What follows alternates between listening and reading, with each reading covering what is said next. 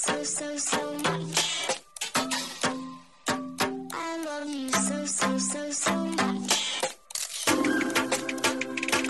you so much. I love you so much. Hello, all you positive heads out there. Thanks for tuning your beautiful brainwaves into another episode of the Positive Head Podcast, where we are firmly convinced that creating success and happiness is rooted in understanding the ultimate nature of reality and the fact that as human beings, we are all immensely powerful fractals of the one and only source consciousness, which creates and animates all things.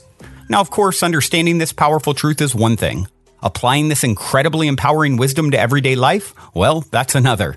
Which is exactly why we provide you with a fresh serving of soul food for thought 5 days a week to help constantly remind you of what matters most.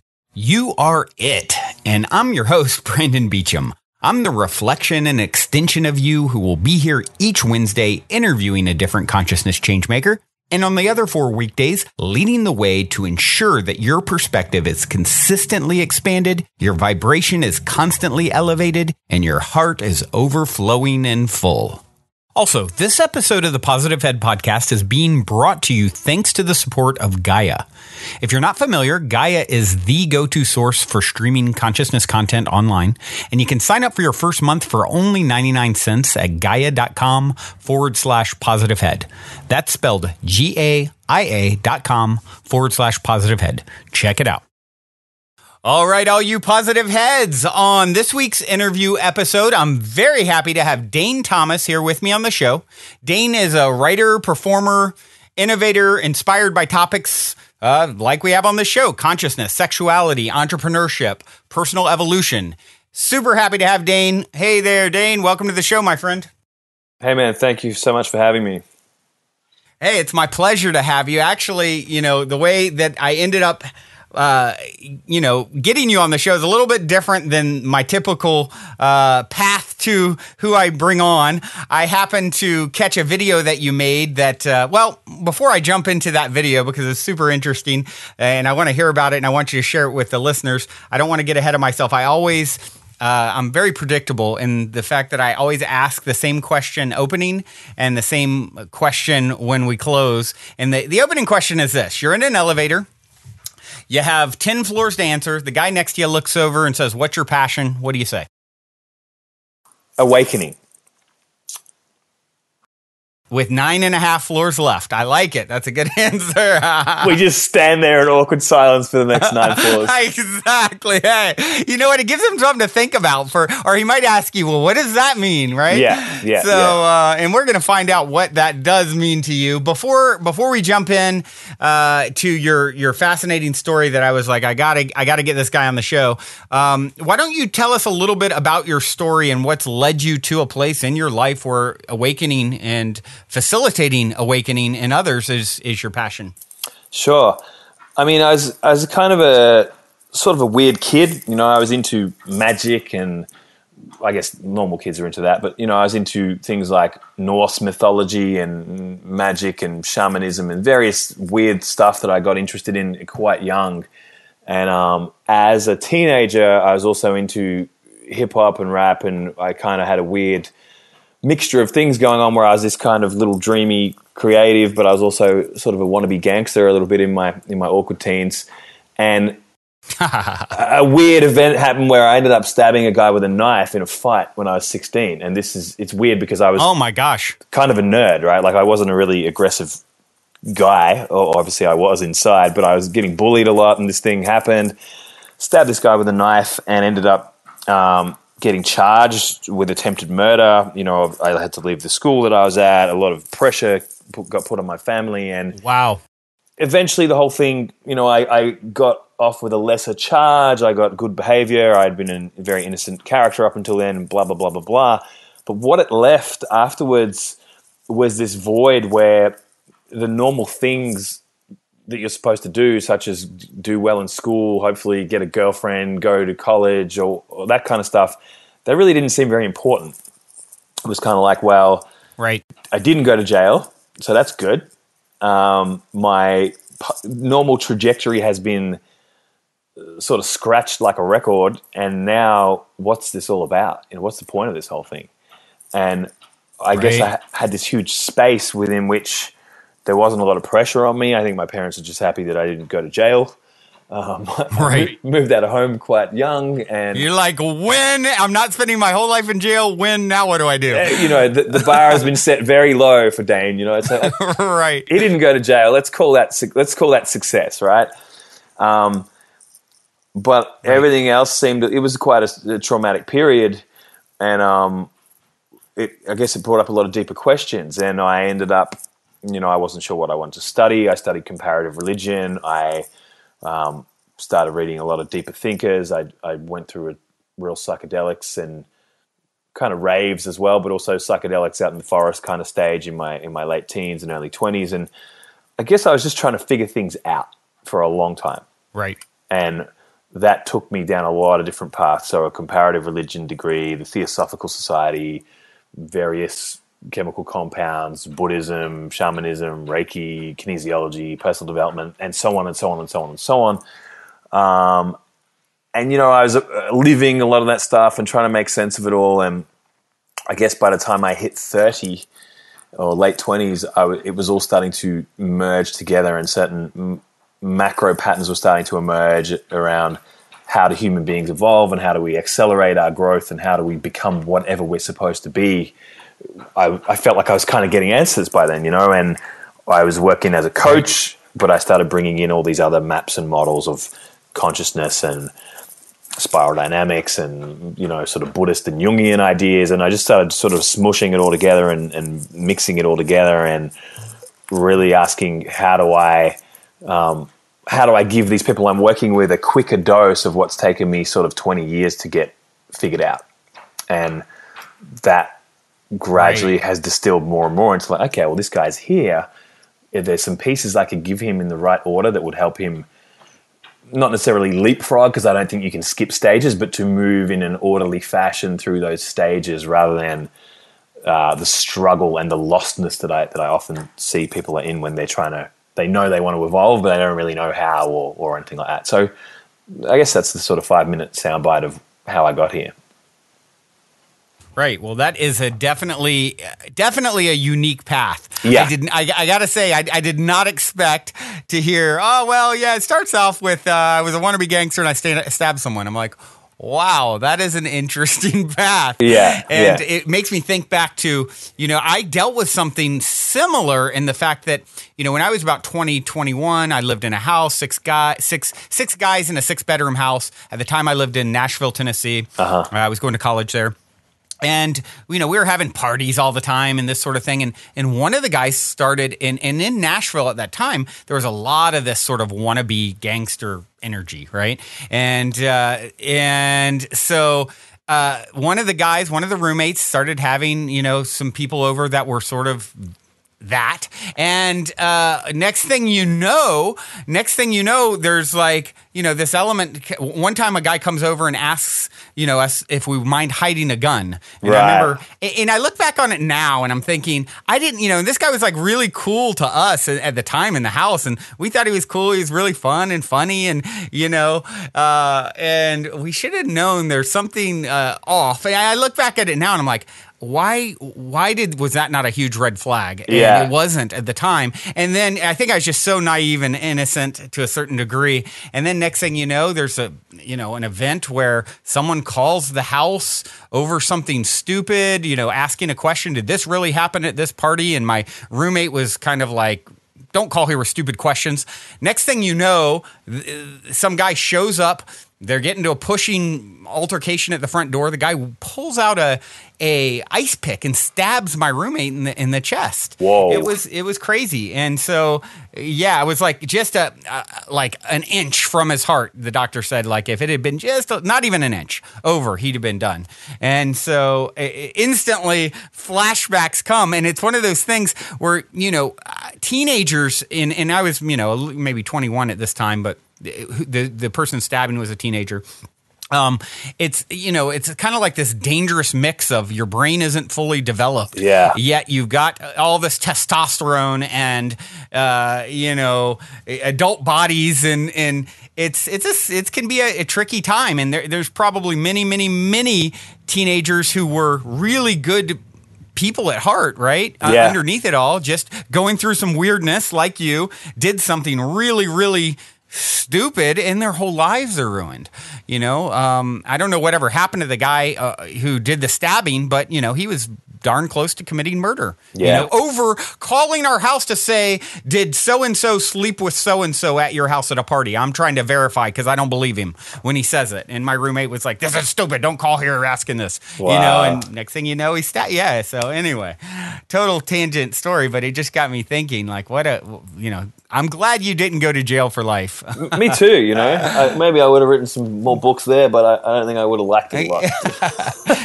Yeah, different perspective. You'd certainly have had more time to churn them out, that's for sure. Yeah. So the way I came across you was there was a video being shared around on Facebook, instantly caught my attention. It was the title of it made me chuckle out loud. It was How DMT Made Me Rich. Yeah. And I'm like, okay, I'm in, I'm sold, I'm watching.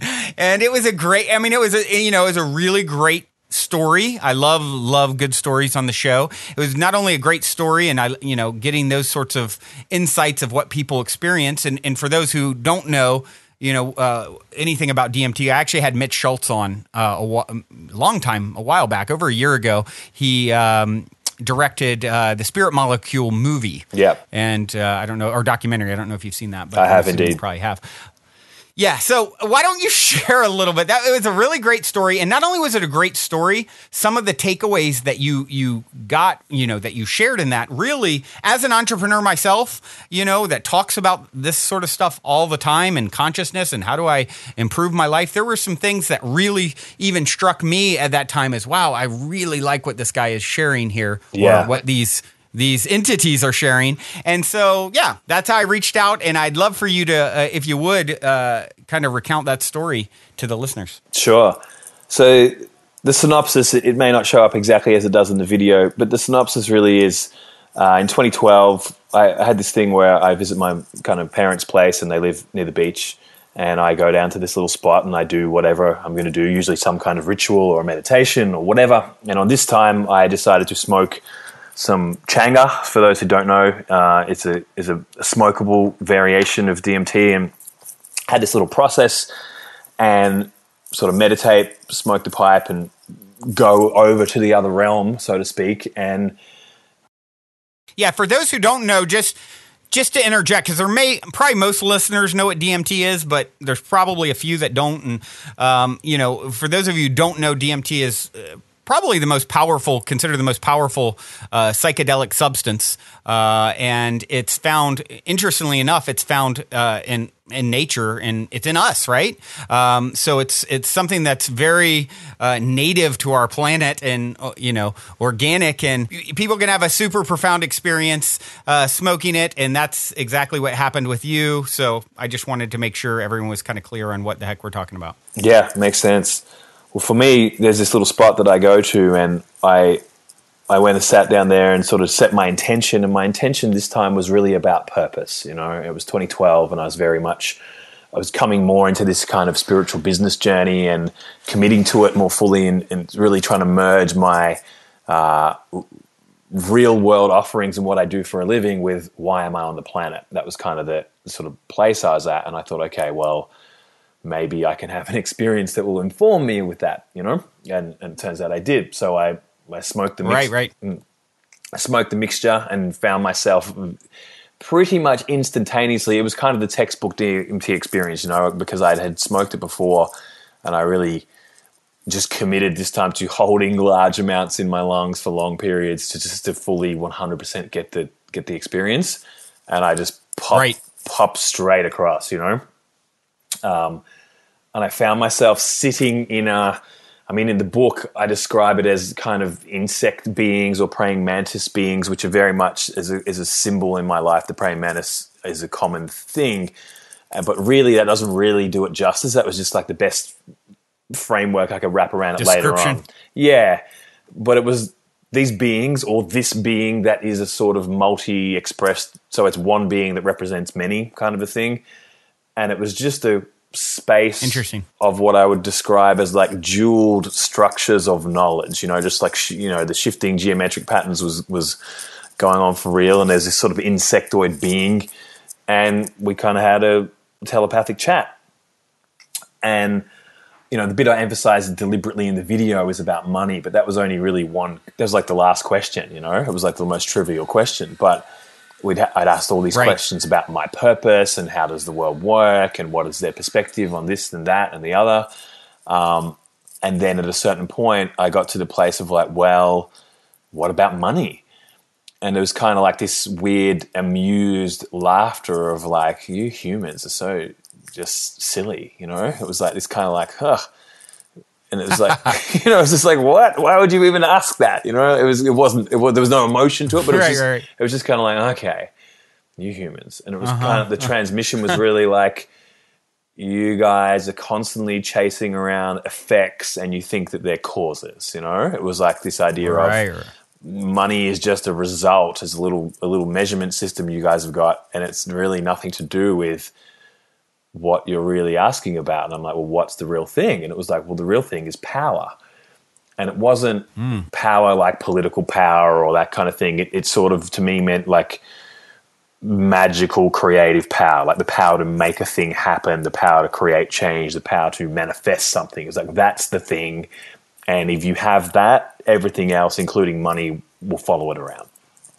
And that was kind of the transmission of like, oh, I've been chasing the effect, It's like someone once gave me this sort of image of, it's like we've got iron filings on a table and there's a magnet underneath the table and someone's moving the magnet around and we're chasing the iron filings going, look, the filings are going to be over there later on and the stock market's going to go up. Someone told me. And it's like, don't worry about that shit. It's like, if you learn how to create value and be powerful, the things that you want will come to you because you're a source of value and power for others. That was really the transmission, And I didn't get it like that. This is years of unpacking, by the way. I just sort of sat there on the beach going, what the fuck? Right.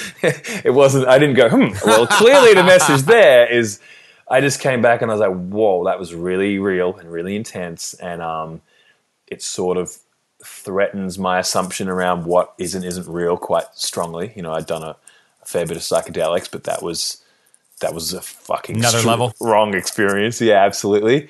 Right. I was like, okay, I'm going to have to sit with this for some time before I know what to do with it. And I did muse on it a lot, and I built a business really that year. I'd been sort of chipping away, but it came into its own that year. And really, I think that piece, I was getting into a lot of stuff by Eben Pagan. I don't know if you're familiar with him, just his kind of business stuff. And in a much more mundane way, he's like, learn how to create value and build your business around that, And that sort of was like the mundane realm dovetailing with this, like, well, that's what the insects told me, like, let's I'll follow that, And so that became my ethos, was like, okay, what if I just help a whole bunch of people? And what if I get good at creating things that help people and that are useful and that meet their needs? And which to me now sounds very practical and commonplace. But at the time I was like, that's a total paradigm shift. It was like a revelation. Yeah, like I had come from... Well, it is, because our society's not set up that way, No, right? it's trade your time for money, right? Like it's put in an hour and pull out your $20 or whatever and just keep doing that until you're dead. And it's very... non-leveraged, it's and very non-magical. It's like, okay, so my, the sole purpose of my existence is to make widgets, and I'll trade you 40 hours of widget making, and hopefully I can relax on the weekend. But I'll come back next week because I've got to pay for this house that I live in, which I don't get to hang out in because I'm busy at work. But anyway, let's not question it too much. Right. And so, yeah, that formula was just like, you guys are so silly. You're just chasing around the surface level stuff. And if you embrace like, really the full transmission was like power, love, and awareness were kind of like these three sort of jewels. If you handle these, you can't really go far wrong. That was kind of the transmission. Yeah.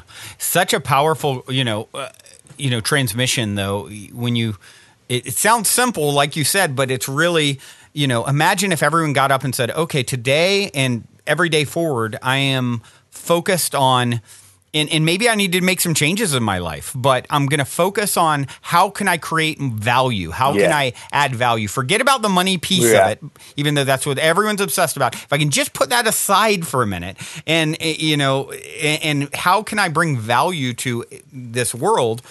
I 100% believe exactly what you're saying. The money will come as a byproduct, as the effect. And so, those two things together are really powerful. And as well, I say it all the time on the show, it's like all the commercials I instantly think of, our whole healthcare industry. It's like, especially here in the States where it's just, these commercials of why you need to take what drug and all these things. It's like, you don't have your problem is, not eating enough broccoli. Like that's the problem. Like, so it's backwards. And I think luckily through, the internet and through just a general awakening on the planet, and then people, lots of people having similar type of downloads of information, whether through a plant medicine or DMT or meditation or a dream where, they have a profound spiritual experience. There seems to be more of this sort of stuff finding its way in to people's consciousness. Thank goodness. Yeah, absolutely. So you've written a couple books. Thank you for sharing that. That's a wonderful story. You probably got a lot of people out there who are hearing this saying, I want to talk to an insect being who gives me, a praying mantis being who gives me all this wonderful wisdom. Yeah. But your books. So you've written a few different books, and I'd love to dig in and just get some of the nuggets. I mean, one of the things with having this show, I always jokingly say I'm still working out the sort of all the steps to become a master of bending time and space. And I don't, because of my own entrepreneurial ventures and doing this show 5 days a week, I read less than I ever have. Yeah. But there's more amazing content than there's ever been. So for me, this show is like my hack to, getting downloads of information from the authors directly oftentimes. So I'd love to, take each of your books and maybe you can just kind of delve in a little bit and give us some of the high level information. And then those that really resonate, of course, with listeners, they can go and pick up the book and read the whole thing. Easily. First one you wrote was Conscious Hustle? Yeah, Conscious Hustle, which has that story in it. And it really is an approach to how to align your business path with your personal evolution and your spiritual path. Because, there's this perceived dichotomy of you got to pick one or the other. You got business people on the left and you got spiritual people on the right, and they don't mix. And I've always been like, well, I'm pretty sure I'm both of those. I love both of those things. Yeah, me too. Me too. And the further I got, the more I had to handle my stuff to kind of level up. And I was like, this is a spiritual path. Like this thing is maturing me and developing me. And I draw off the same sort of maps and models all the time. So spiral dynamics has been a huge influence for me. And the chakra system has been a huge influence, amongst other things.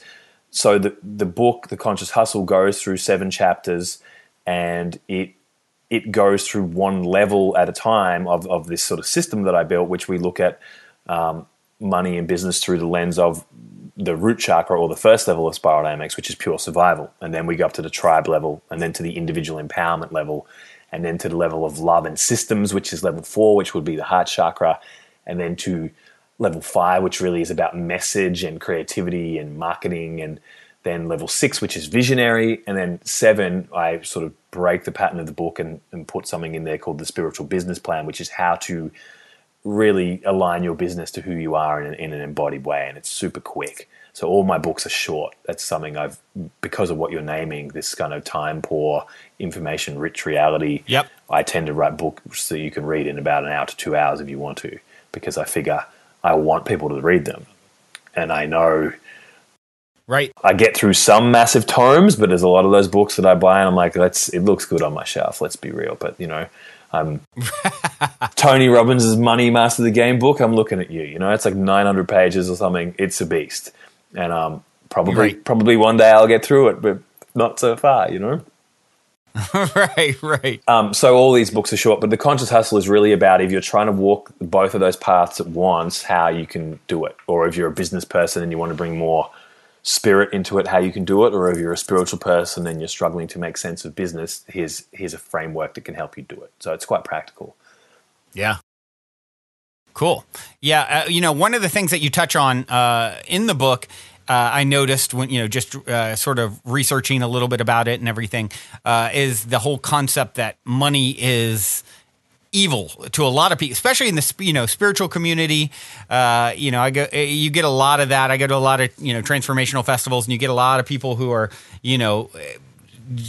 God bless them. It's pretty awesome, actually, the way I don't know how a lot of them get by, but you have this interesting dichotomy of really wealthy people at a lot of these events, and then people who are just like, they don't know where they're really going next. And it's just sort of whatever flows, whatever comes. And I've noticed with some of those people, there's this idea that, money is this evil, bad thing. Yeah. And you talked a little bit about it. I can't remember. I think it might've been in the video.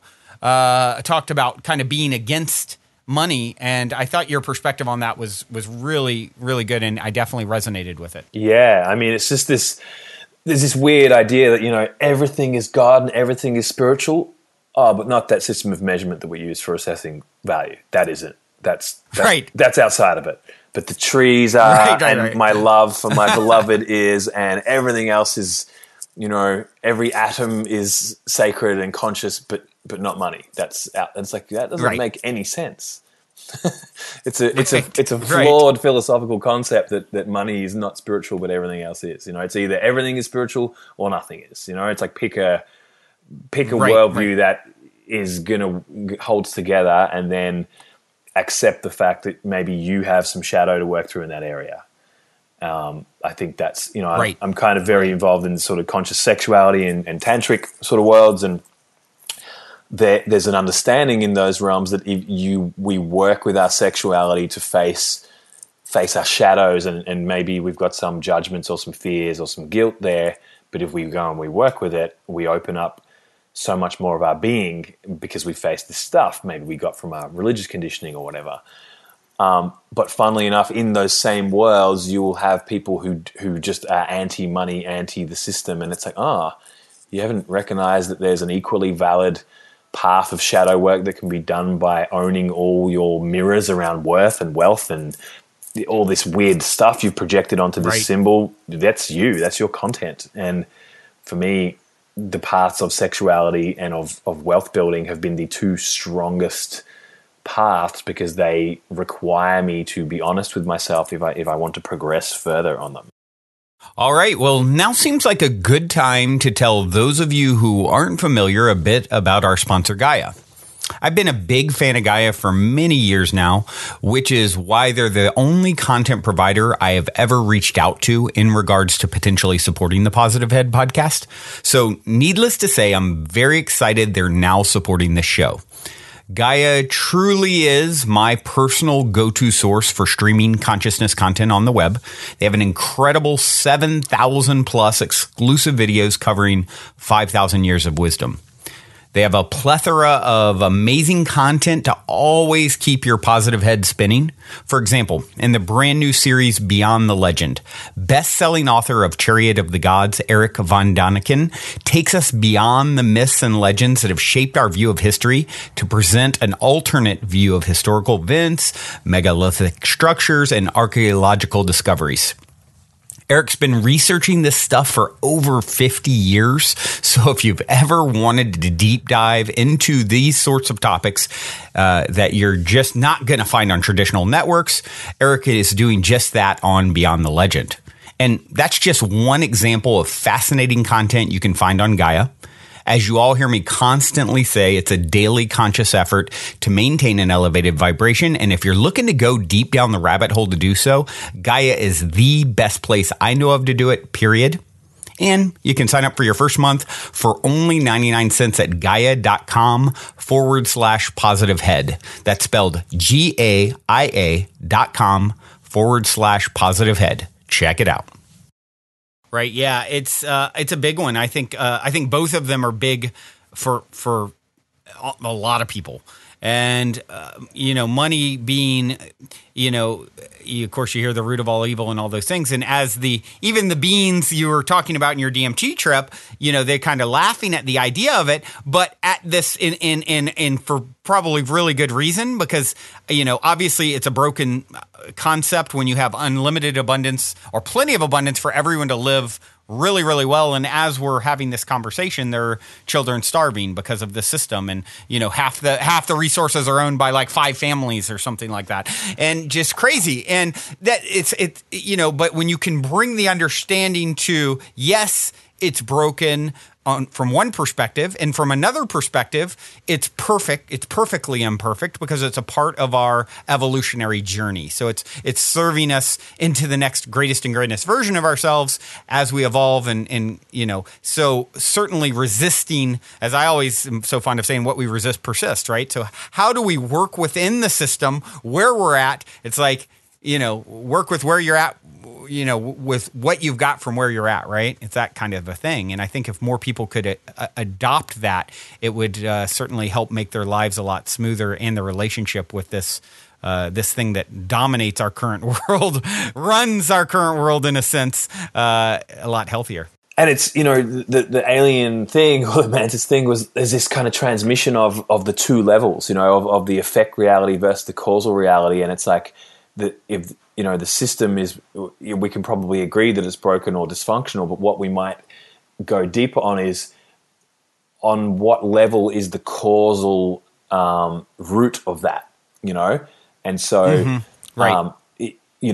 So to me, the money being the root of all evil, or the original quote, the love of money being the root of all evil, it's either not been well translated down through time, or it's been misunderstood, because there's this piece for me which is like, a more accurate thing would be to say that the misperception that money is real is the cause of a lot of suffering. It's like that would be a more fair statement, but it's not quite as catchy, and it doesn't have the biblical fire and brimstone around it, But it's like, right. You're treating this thing as real, which isn't real, and the ability to produce something and to create something is really, it's like your wellspring being blocked is really the root of the scarcity. And obviously, if you're in a systemically oppressed situation, like you're in an African nation that's got, no roads, no tax system, no whatever, there's a different reality going on. But I think in a lot of Western nations, people are so up against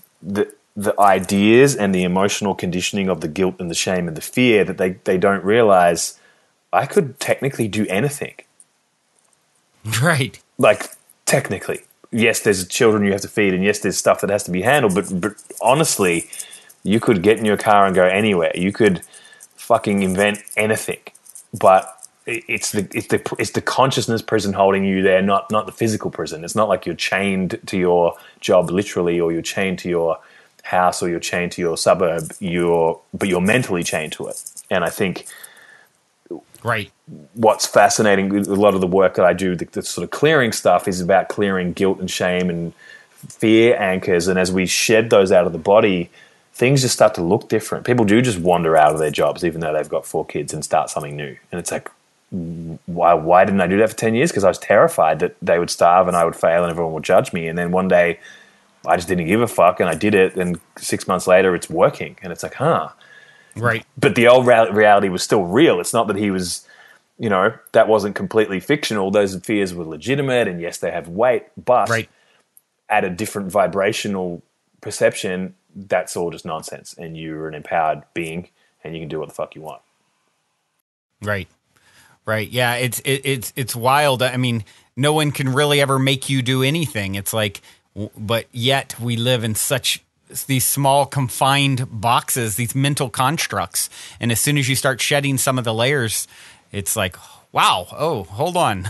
Yeah. And you realize that everything is a reflection of, what you believe. You're going to, these beliefs are truly creating our reality. And it's not necessarily an easy task to start shedding some of these myths that are holding us locked into mental prisons. But no, man, once you start, it becomes very obvious. Totally.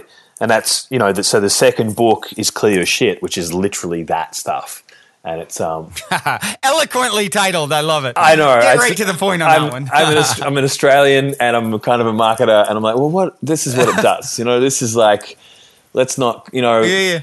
so many healing modalities. Let's not beat around the bush. No, let's not make up some another obscure 3-letter acronym. Oh, it's the ECP. It's like, oh God, we have 1,000 of those. Yeah. I was just in my soul. I was like, don't make another one of those. Like, they're all great, but no one fucking can get their head around it.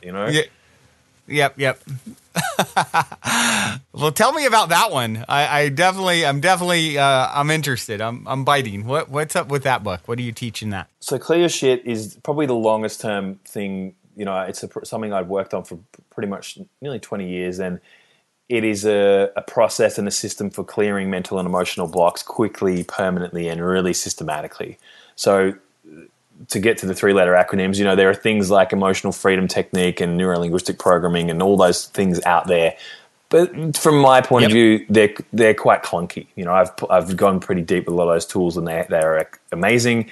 And, they have their limits. And so my thing was like, I need something that goes deep into the body that you can ask, the muscle testing mechanism means that you can ask direct questions of the body, which is the kinesiology part. But kinesiology is very slow and protocol oriented, and there's a lot of sweet old ladies doing kinesiology, but they don't. I went and did kinesi training and was like, well, I don't want to peel the layers of the onion. I want to drill to the middle and explode the fucking onion. And the teachers look at me like, this guy's a risk, like, I don't know about this kid.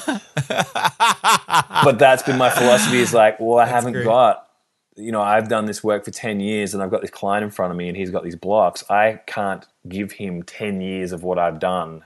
We're going to work together for 6 weeks and I want to get him profound results. So I started mixing and matching all these different models and systems, and eventually built a coherent kind of system for clearing your shit. And in the book, I teach you how to do that. It's particularly useful for clearing money blocks and wealth blocks, but it's amazing for intimacy, relationships, anything that brings up triggers. Those triggers can be busted and integrated, and you get the lesson and you move on now rather than months or years for some people. It's like we can deal with each thing as it arises in the moment and be done with it and never have to deal with it again. Then it frees up a lot of bandwidth. Right. Clear your shit. Is there any techniques that are easy to share from the book that people would be a good takeaway for people listening? Yeah, hard to verbally, because it's a physical and visual technique. So there's a little thing you do with your fingers, and you ask questions, and then you map inside of your own body and work out what are the patterns that are happening. But there's a free video training online at clearyourshit.com as well. So which goes with the book, right? So it's like, I've had people, and the book is full of these little diagrams of this is, put your fingers like this, ask this question, see what happens. And then a bunch of maps and frameworks that you can go through to filter what's really going on. Because, the first part is people don't have a system for clearing their blocks, but the second part is people can't really look at themselves honestly. People don't. Right. So there's this idea called mirror theory that I use, which is really, how do I almost sit opposite myself and look back at myself and go, well, why did the third girlfriend in a row do the same thing? Are all women like right? Or am I just skillfully filtering for women that are like that? Or actually, is it me that's doing that, but it looks like... What's the common denominator? Yeah, it seems to be not the girls, It seems to be that I'm the guy and I do this thing. And it's like, fuck, okay, well, what's the thing? And to be able to then name that and reflect it back on yourself, it's that sort of Byron Katie and John DeMartini has some beautiful stuff around that sort of logic of using life as a mirror to show you where you're not in truth, but it's also combined with a technique that can allow you to physically release the pattern that's running and be done with it. Right. Yeah, I find the quote, you probably heard it before, and something to this effect. You don't see people as they are, you see them as you are. Absolutely. And I find it so fascinating when you start approaching your life from a perspective of always bringing that sort of mirror concept with you everywhere you go. Whatever you're bumping up against, anyone I'm interacting with, especially if something's rubbing me wrong or whatever. I mean, I've done my fair share of rallying against, someone and breaking them down why they're wrong and why I'm right. Yeah. And it's like, once you get so far down this road of self-work and self-discovery, it's like, hold on, I can't go very far with that anymore until I'm saying, hold on, what is this telling me about myself, right? What is this reflecting back to me?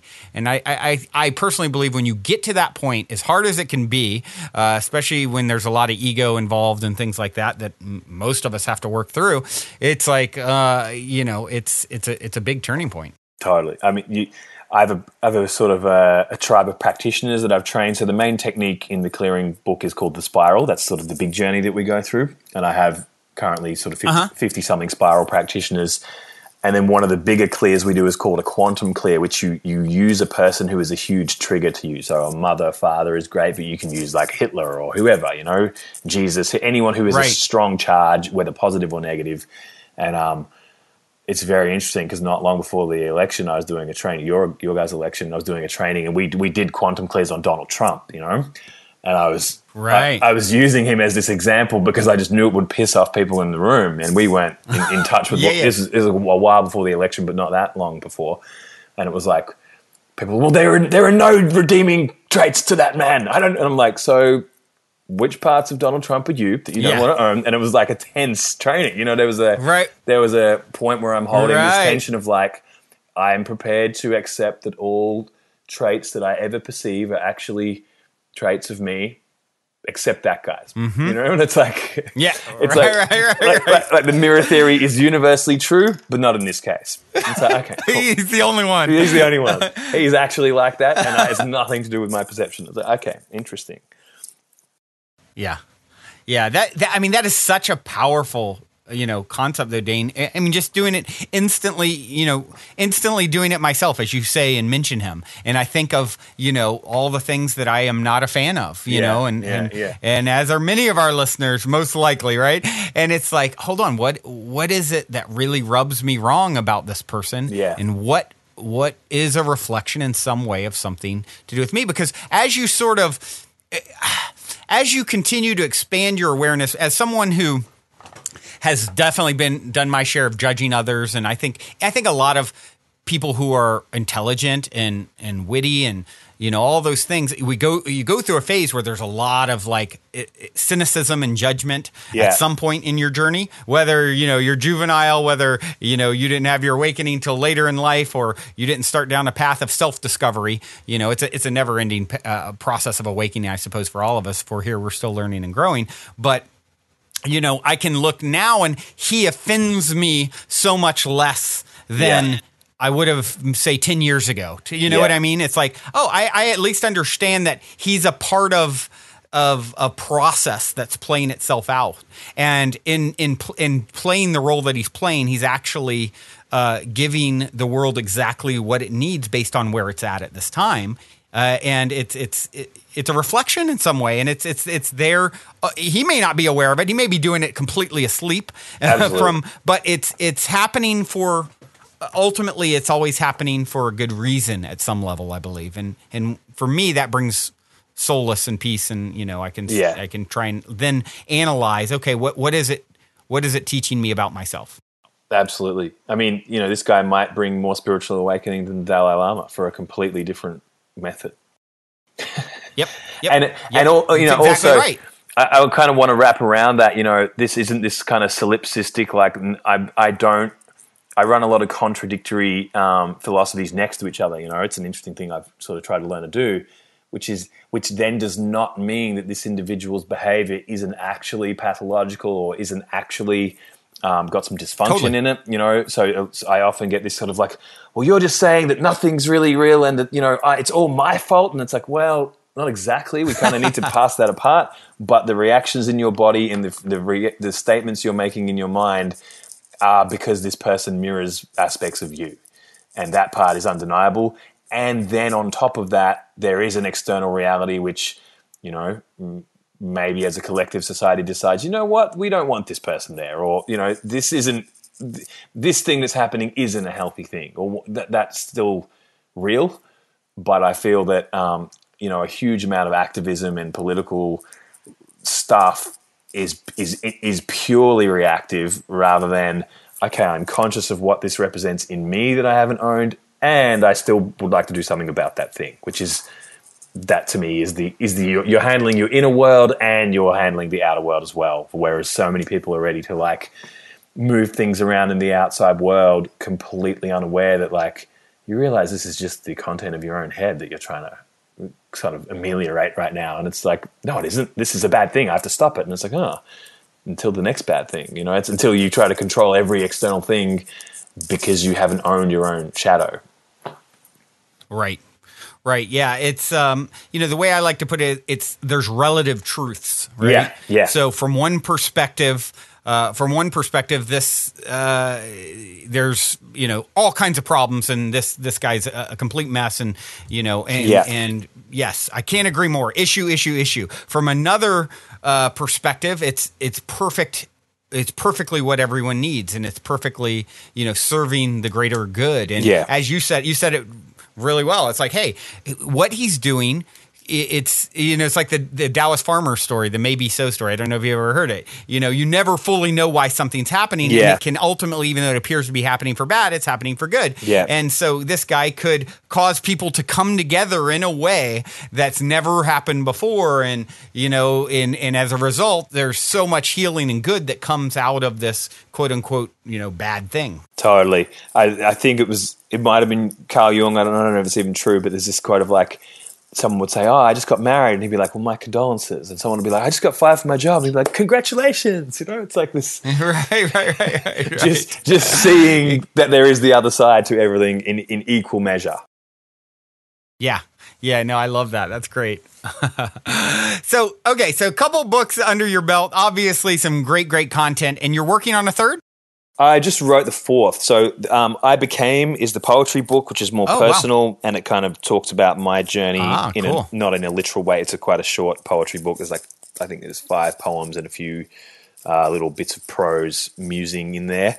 That's on Amazon. That's just a nice people. The feedback I'm getting is there's kind of some transmission and transformation in it, but it's not a how-to book. It's poetry and gotcha. Feely stuff. And then the new one, which I just finished, which is currently, I think it's done with editing and it's just getting the covers done, is The Integrated Man, which I'm super pumped about. And that's, there's a masculinity project I've been running for about 5 years. So the Integrated Man is just getting done, and I'm super pumped about that. It's a masculinity archetype system that I built. And I've been running projects based on that system for about 5 years and running some crazy experiments in my own life using those archetypes. I did a 6-month archetype challenge last year where I lived 6 months. It ended up being like 8 months in the end. It just took over my whole life. But the idea was I want to write this book, but I don't know if I've gone deep enough with these archetypes, with these sort of characters, these energies. I need to sort of earn it. So I'm okay. I'll commit this year to going a little deeper with the experiment. So I dedicated a few weeks and in the end a month to living my life in each archetype. So the first one is the beast, which is sort of the root chakra, the animal aspect of man, and then the lover, and then the warrior, and they just took over my life. And everything kind of happened. So you would try and embody the archetype for a month, you said? Yeah. So I'd journal about it. I'd watch books and watch movies and read books about it. I'd sort of put playlists together. I'd change my exercise routine. I'd look at my business through that lens, which for the beast was impossible. I just did no business for a month. I just couldn't even comprehend, marketing. I was like, I feel like I'm half wolf. Wow, I don't know. I don't even understand. What would I even do with the computer? I think. Wow.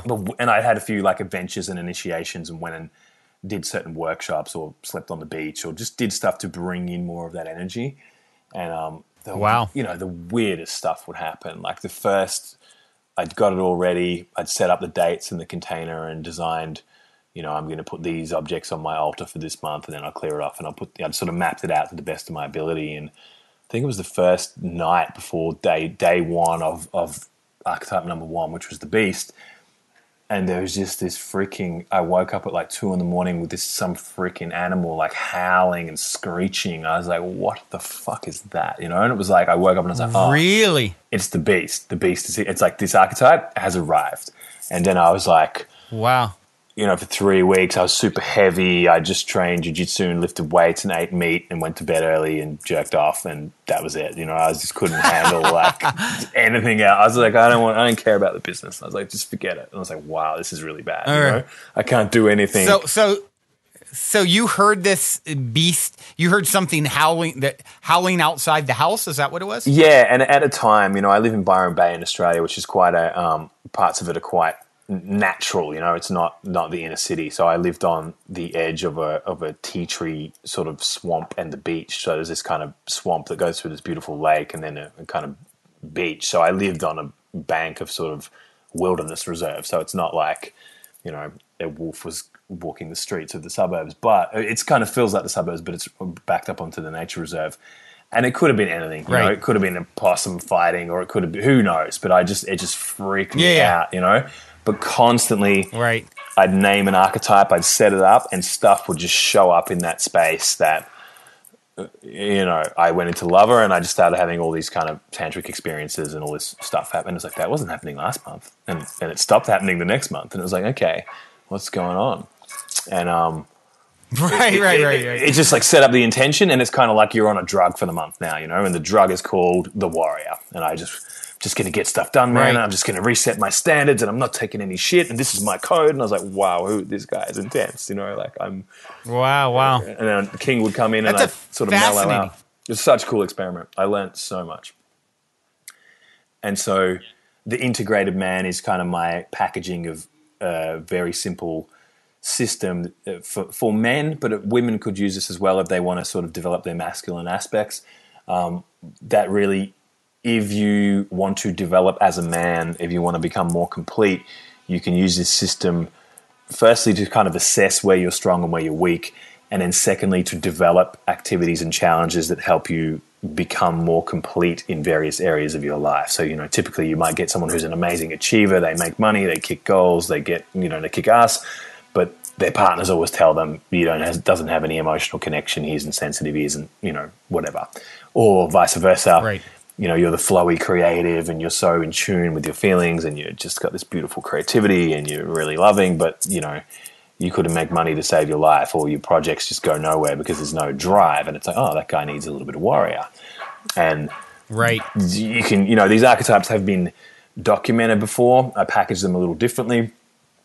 But I feel I made the book a lot more practical and accessible for men in, you know, when I first read King, Warrior, Magician, Lover by Robert Moore, which is the very popular book on that stuff, on Jungian archetypes. It was kind of written in the 70s. You read this whole thing and it's super deep and super Jungian and kind of symbolic, and you finish and you're like, well, what the fuck am I supposed to do? That doesn't tell me how to become more of a king, you know? It doesn't, I have no idea what I do with that information, you know? And so I started building my own challenges sort of 5 years ago and go, well, I want to bring in more king energy. How do I do that?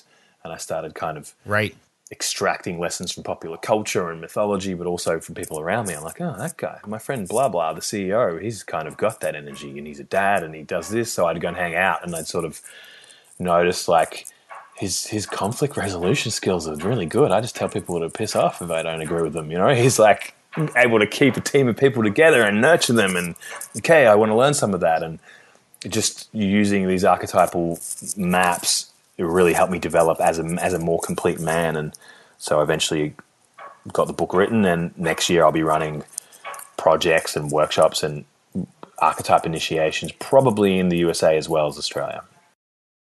Awesome. That's such a wonderful idea. And I find that your experiment so fascinating that you know, it's one of those things when you open yourself up and you set the intention. It makes me think back to a friend of mine, Eve, I had on. Actually, funny enough, one of my first interviews was a guy named Yegon, who goes by the music producer named Kalya Scintilla. Have you ever heard of him?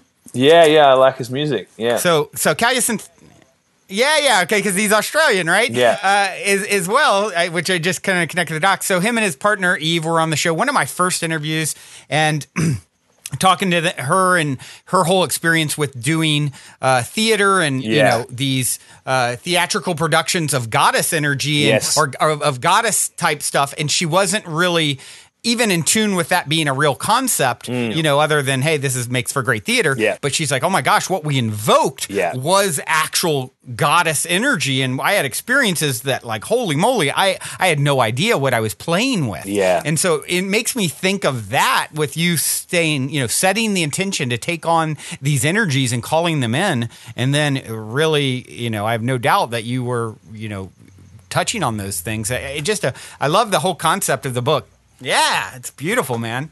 Definitely want to check that book out. One of the huge influences there was, my partner at the time, Vanessa Florence, created a project called Dancing Eros, which was feminine archetype work. So sexuality through feminine embodiment. And there were 4 archetypes, and, the slut, the maiden, the priestess, and the wild woman, now the mother, the erotic mother. But I saw the women do that. So they would dance these archetypes, and I'm like, holy shit, these women that I know have all changed permanently. It wasn't like they just did some dance. It was like they invoked an aspect of the feminine, and those people that had trauma around that aspect would cry. They'd release stuff, and they would open up more of those capabilities. And I was like, there's none of this shit for man. Like, there were guys doing stuff, but it was a little more just conceptual.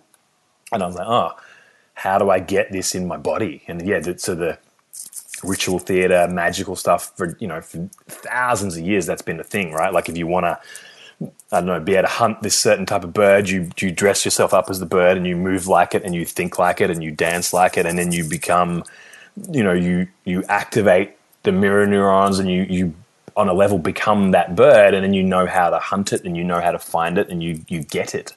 And I think that shamanic aspect and that kind of archetypal download sort of thing is, we don't have a lot of connection to that in our society, and other societies that we would consider more primitive were very skilled at bringing in these god or goddess downloads, or these, archetype energies really skillfully, and taking on those powers, basically.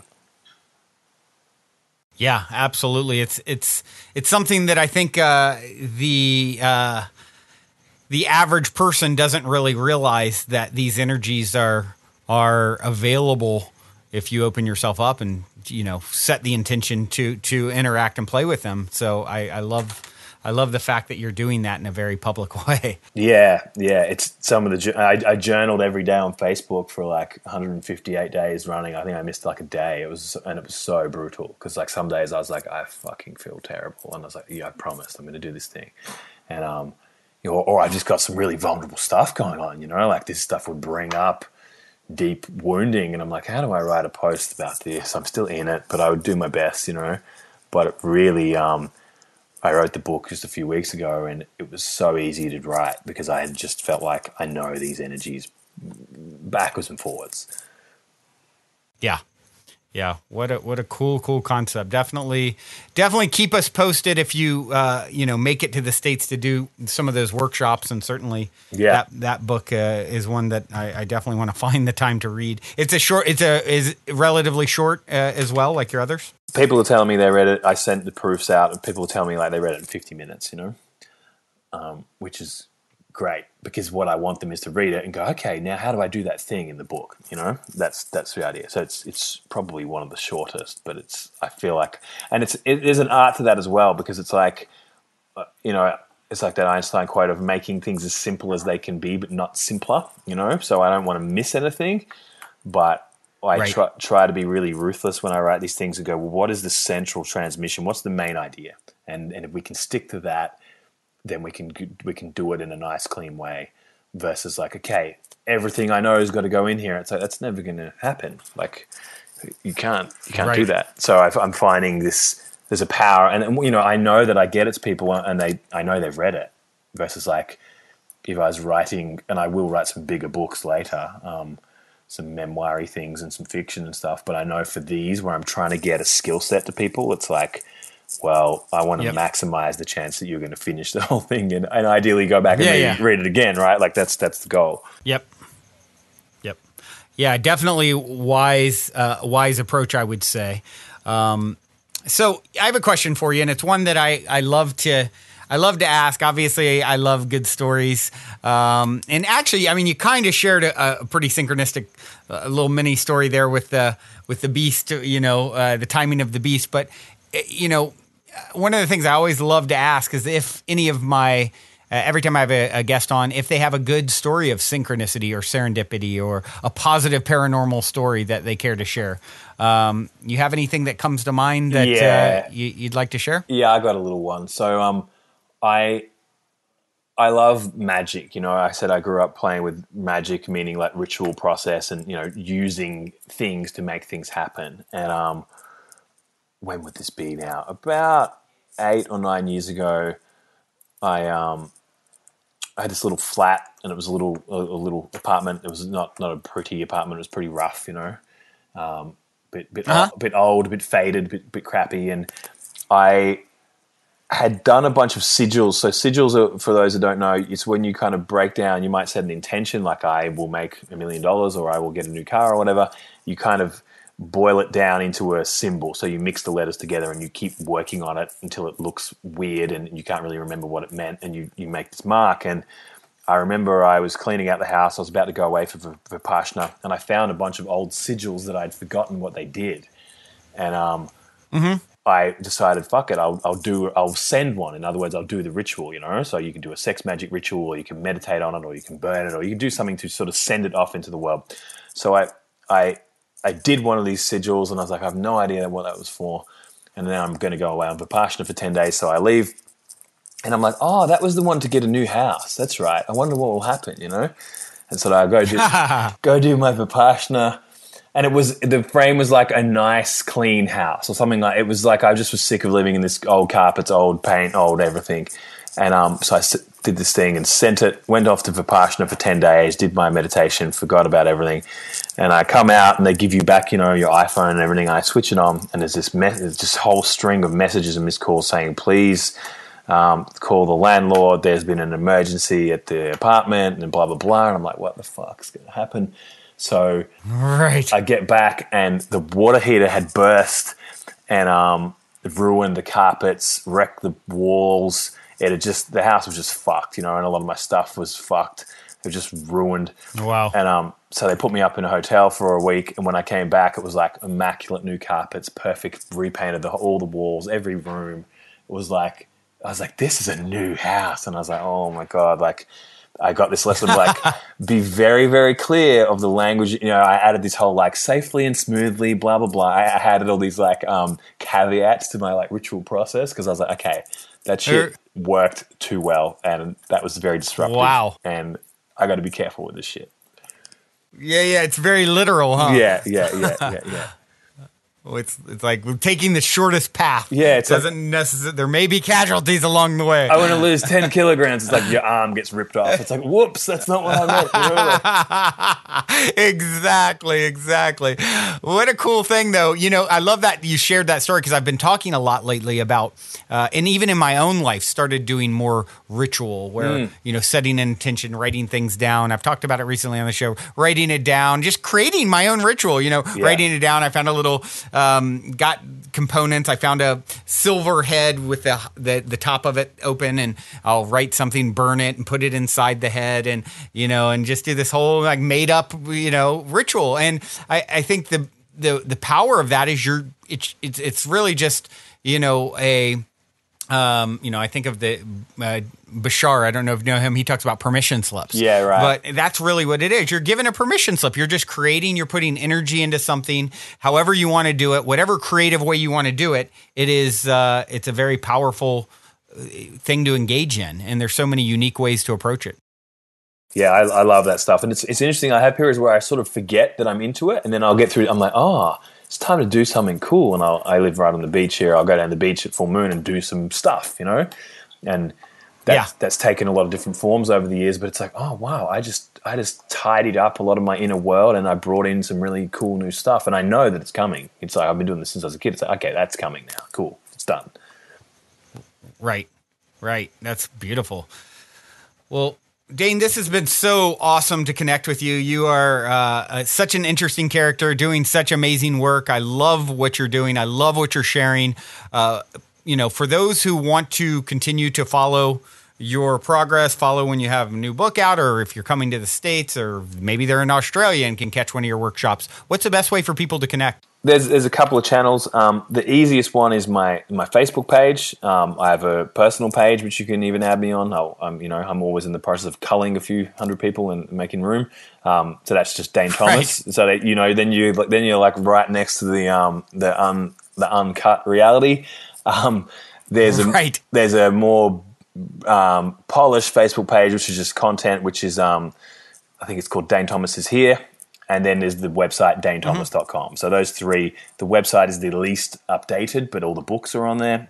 And you can find any of the books by going straight to Amazon as well. So Clear Your Shit, The Conscious Hustle, I Became, and The Integrated Man, which will be up in a week or two, are all on Amazon. But Facebook, currently, I've almost maxed the limitations of doing that. But I quite like having this sort of weird personal relationship with sort of 5,000 to 10,000 people.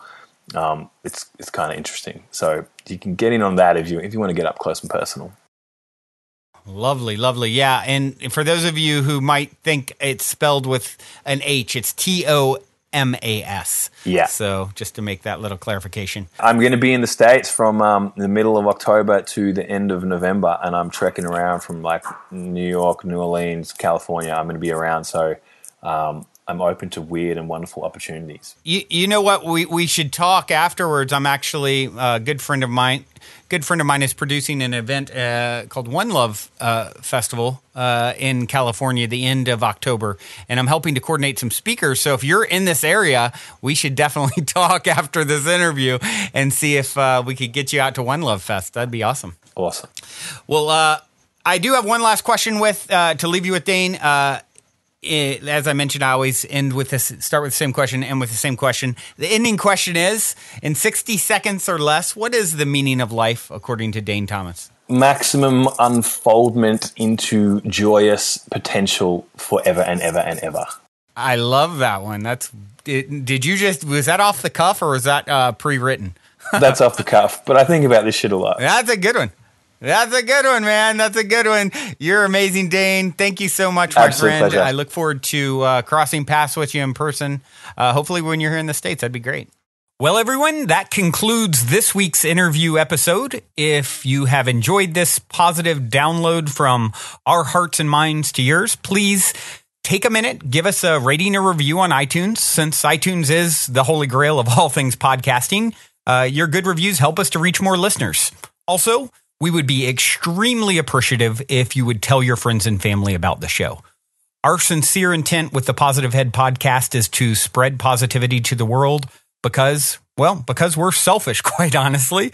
I say that jokingly, but really only halfway joking. I'm referring to the good kind of selfish based on the knowing that we all get what we give in this life, because when we give, we're actually always giving to extensions of self, since we're all really one in the same consciousness, just in different bodies. So if you want to be a good selfish along with us by helping to spread the positivity, by all means, please proceed to shout about the Positive Head podcast from your rooftop.